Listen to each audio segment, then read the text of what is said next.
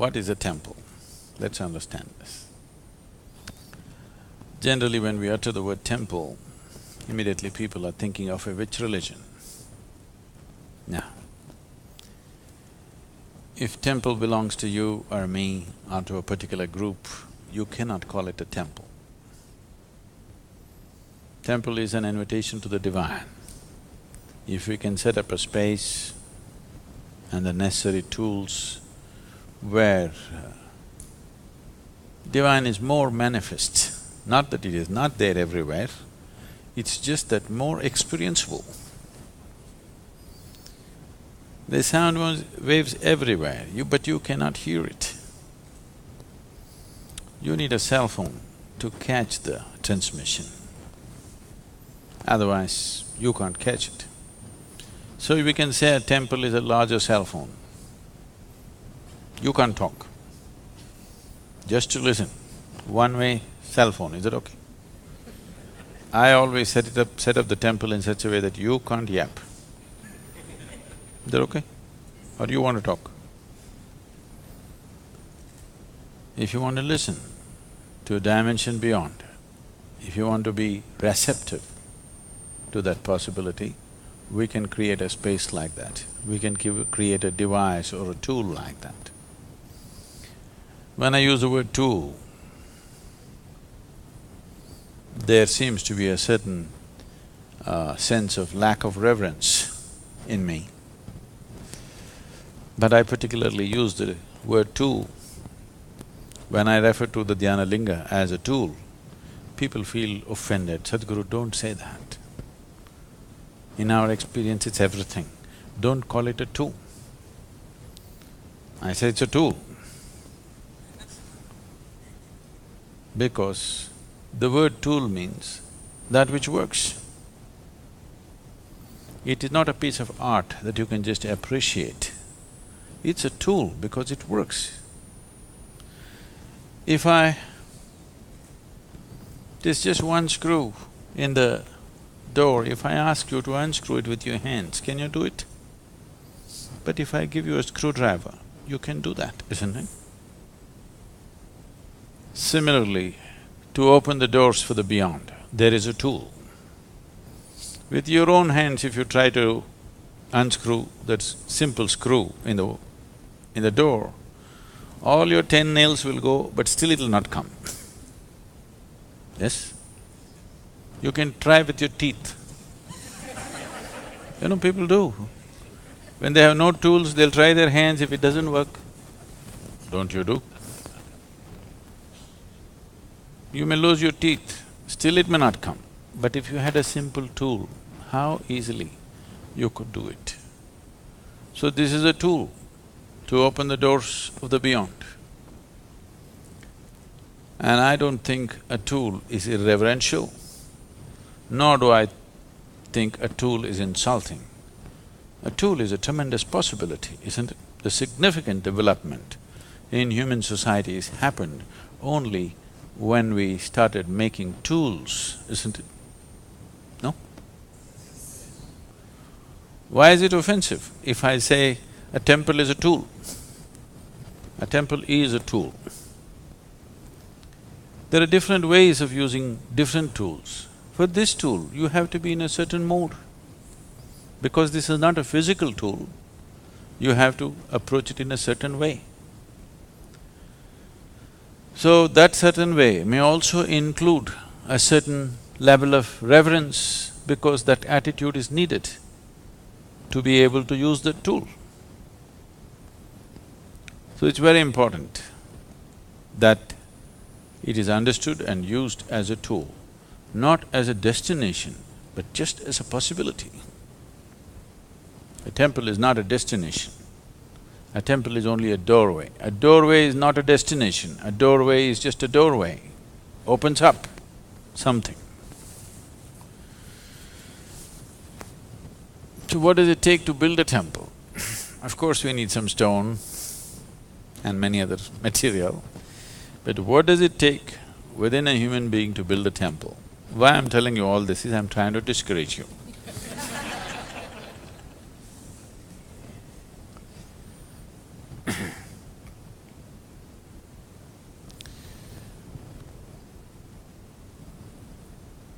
a temple will not happen unless at least a band of people, at least a handful of people hold it above their own life, not as a part of their life, not as a side thing that they do in their life. Temple building is not a hobby or a profession. You have to see it as something beyond your life, more important than your life. You must understand, at least in the East, in India, temples were built so elaborately, some of the temples took 3 to 4 generations to complete. For example, the Kailash temple in Ajanta, Ellora, in the Ajanta area in Maharashtra. There are many in Tamil Nadu. This temple was carved out of the rock. They did not build it. A huge mountain of a rock, they carved the temple into it. 3 floors, all carved out.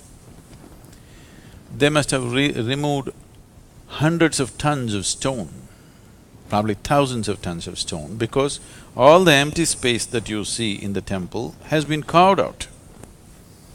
And they made 3 stories, elaborate, decorations, and there are at least about 600 statues, all carved out. If you make one mistake, you have to rebuild the whole temple. Yes, because it's not built, it's not something you can take it off and put something. It is carved into the rock. It took 135 years, at least 4 generations of people working to the same plan. Three to 4 generations of people working to the same plan for 135 years to complete the temple.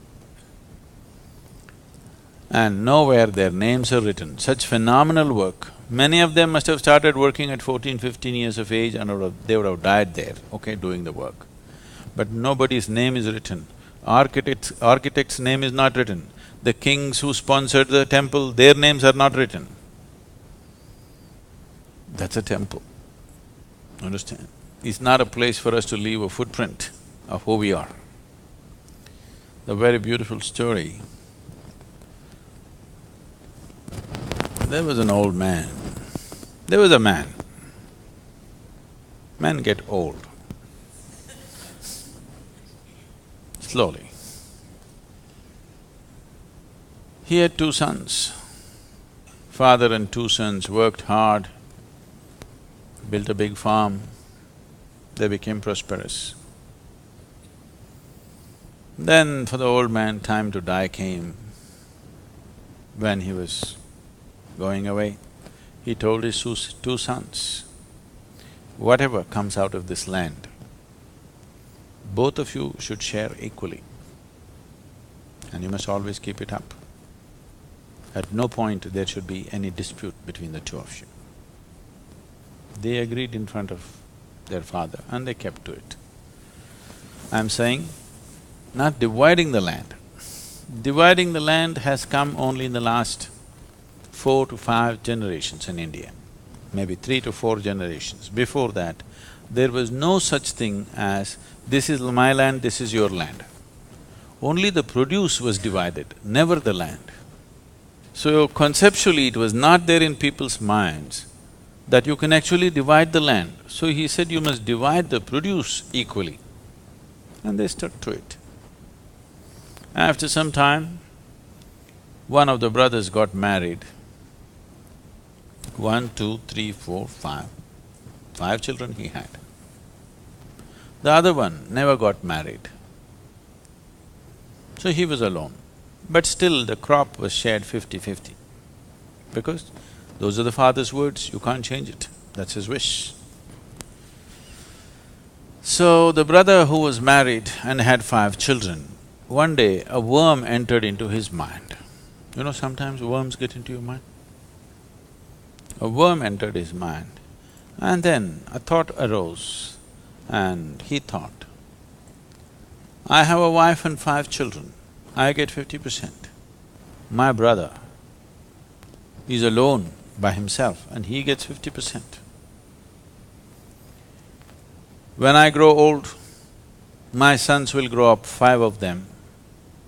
They will tame more land, we will become more prosperous and we will have much more. But my brother is alone. When he gets old, he will have only 50% of what we have now. This is not fair. But he is so proud. If I try to give him little more, he will not take it. If I try to share my produce from the new lands that my sons have broken, he will not take it. Only from the father's land, he will take 50%. So what to do? So in the night, when everybody is asleep, he carries a bag of grain and takes it and puts it into his brother's store. So that unknowingly, he's donating to his brother. The other brother, who was alone, thought, my brother has a wife and 5 children, he needs more. I'm just alone, what will I do with all this? But if I try to offer anything, he will not take.